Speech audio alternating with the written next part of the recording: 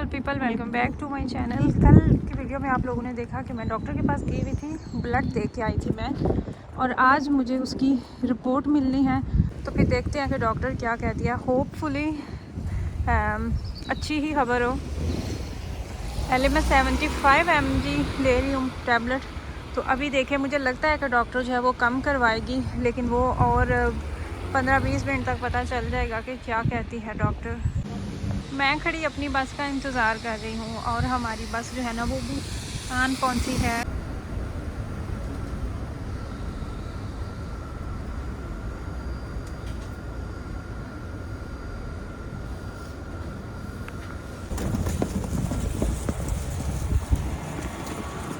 अभी जब मैं यहाँ पे पहुँची हूँ तो 2 मिनट पहले यहाँ से ट्राम निकली है। मैं खुद देख रही थी, हम बस से उतरे हैं तो इतने में ट्राम चली गई। लोकल आने की यही टेंशन होती है, वाला तुमने निकलना ही था तो पहले चली जाती। एक आप देख रहे हो ना, तो फिर आपकी आंखों के सामने जब फिर दुख होता है, लेकिन टेंशन नहीं, एक और आ रही है ज़ोफोज। ज़्यादा इंतज़ार नहीं करना पड़ेगा क्योंकि मुझे 9:30 बजे तक वहाँ पहुँचना है और अभी हो रहे हैं 9:15। वो आपको टाइम नज़र आ रहा है।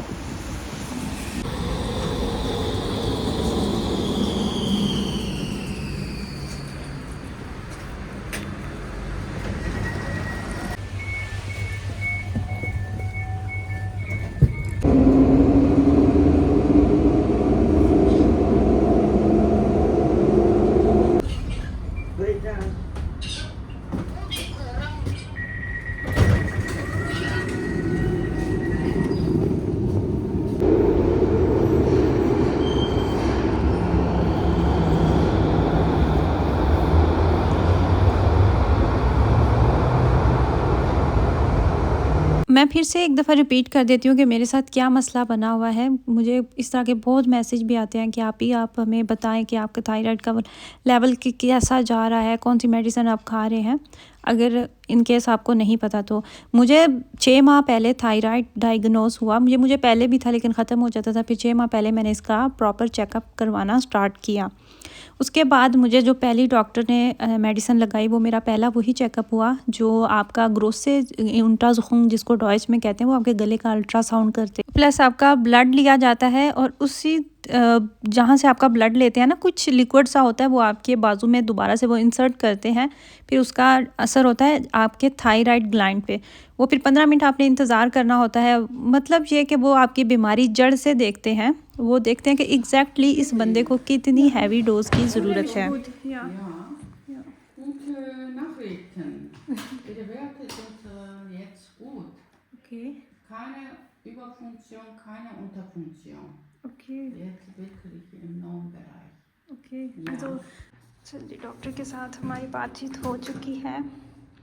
अभी डॉक्टर ने यूबावाइज़म दी है, जो बड़ा चेकअप होता है आपके गले का, वो अल्ट्रासाउंड वगैरह करते हैं उसके लिए। बाकी फिर जो कान में मसला बना हुआ था उसका चेकअप करवाया है। तो जो स्पेशल कानों का, नाक, गले का डॉक्टर होता है उसके पास अपॉइंटमेंट मिल नहीं थी रही, तो मैंने इसी डॉक्टर को कहा कि तुम बस मुझे एक दफ़ा चेक करके बता दो, कोई ज़्यादा वो बड़ा मसला तो नहीं, कोई इंसिडेंट वगैरह तो नहीं है। तो उसने चेक किया, उसको कुछ इतना वो नज़र तो नहीं आया। आवाज़ आती रहती थी, मुझे शोर आता था कान में। उसके लिए मुझे ड्रॉप्स लिख के दिए हैं। तो अभी नीचे जो है फार्मेसी, आप सोचे कि यहाँ से हम वो ड्रॉप्स लेते हैं। और फिर एक छोटा सा काम है, डीएम में फ़ोटोज़ प्रिंट करवानी है मिराज के लिए। उसकी सुबह पासपोर्ट उसका रिन्यू होना है। अब यहाँ से मेडिसिन ले लेते हैं। ड्रॉप्स हमें नहीं मिले, उन्होंने कहा है कि 1 बजे आएंगे तो आप उसका ऑर्डर करवा दें, फिर 1 बजे ले लेना। तो मैं यहाँ पे रहती नहीं, इसलिए मैंने कहा कि आप मुझे मेरा कार्ड वापस दे दें।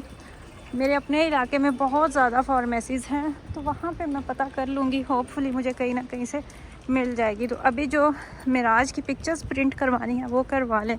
सुबह 9 बजे मेरे ख्याल से उसकी अपॉइंटमेंट है, अर्ली मॉर्निंग ही। वहाँ उसके लिए भी निकलना पड़ेगा। खोलन हमने जाना है, इटालियन एम्बेसी में उसका पासपोर्ट रिन्यू होगा। तो यहाँ से पिक्चर्स प्रिंट करवा लेते हैं।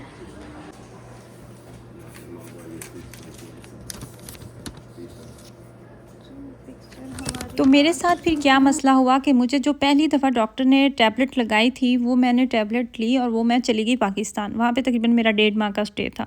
उसी दौरान मुझे जो है ना हाइपोथायरॉयडिज़म है, 2 इसकी किस्में होती हैं। उल्टाफिक्सियोन है, मुझे डॉइच में इसको कहते हैं। वो फिर मेरे से डोज़ इतनी हैवी हो गई कि मेरा जो थायराइड है ना वो पहले कम था, फिर वो इतना ज़्यादा चला गया।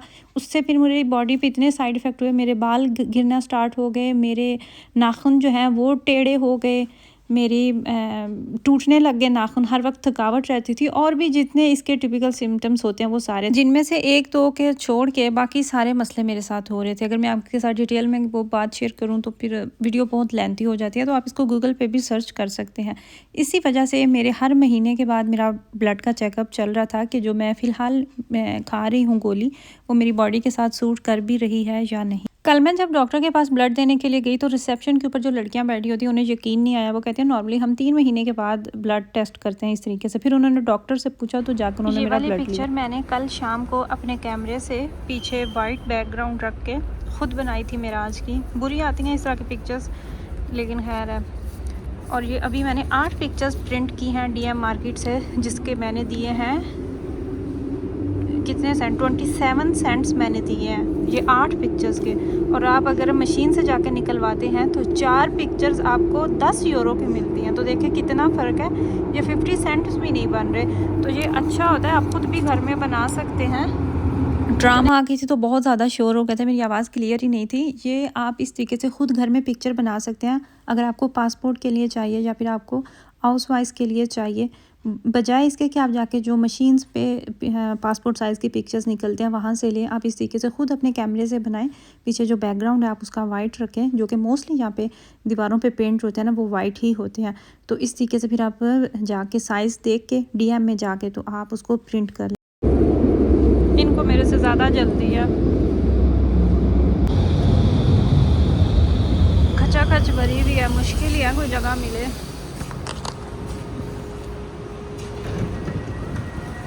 अपने सिटी पहुंच आए हैं और अभी यहाँ से मैंने लेनी है अपने ड्रॉप्स। शुक्र है मुझे याद आ गया, मैं भूली नहीं। यहाँ पे काफ़ी ज़्यादा फार्मेसी है, एक सामने भी है, उस तरफ भी है। तो अभी ड्रॉप्स जो है ना उनका पता कर लेते हैं।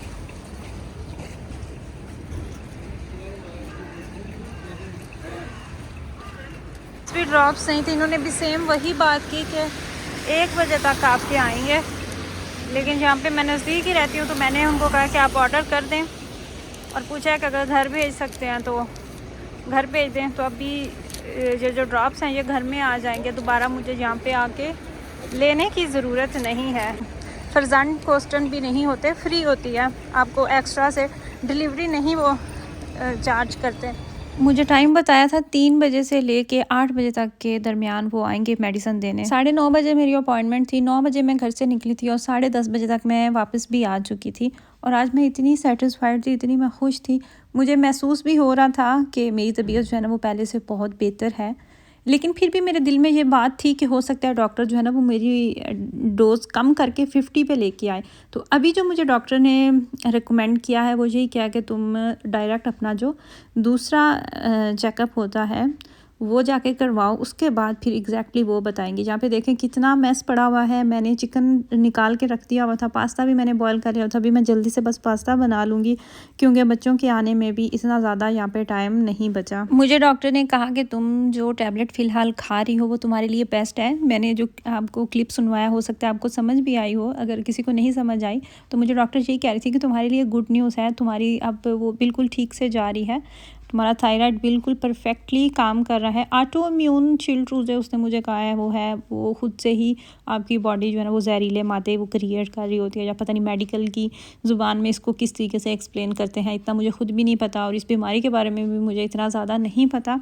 लेकिन मैं खुश थी। मेरा जो हेयर फॉल था, मेरे जो इतने ज़्यादा बाल झड़े थे मैं आपको बता नहीं सकती। हालांकि मेरी ऐसी तबीयत है, मैं छोटी छोटी बातों को लेकर ज़्यादा परेशान नहीं होती, या फिर स्पेशली अपनी हेल्थ के जो छोटे मोटे इश्यूज़ चलते रहते हैं ना उनको मैं इग्नोर करती रहती हूँ। इतना वो मैं करती नहीं, इसीलिए तो मेरा जो थायराइड है वो इतना लो हो चुका था और मैंने इस चीज़ को इग्नोर किया हुआ था मुसलसल।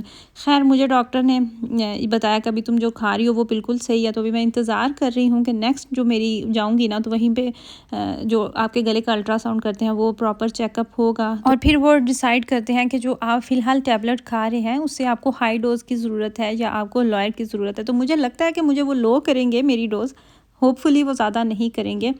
अगर आपको कॉन्स्टिपेशन रहती है, आपको आयरन की कमी रहती है, मुझे हमेशा से बचपन से मुझे आयरन की कमी है। जब आपको ये हो जाता है, थायराइड हो जाता है, तो आपका आयरन जो है वो और मज़ीद लो हो जाता है।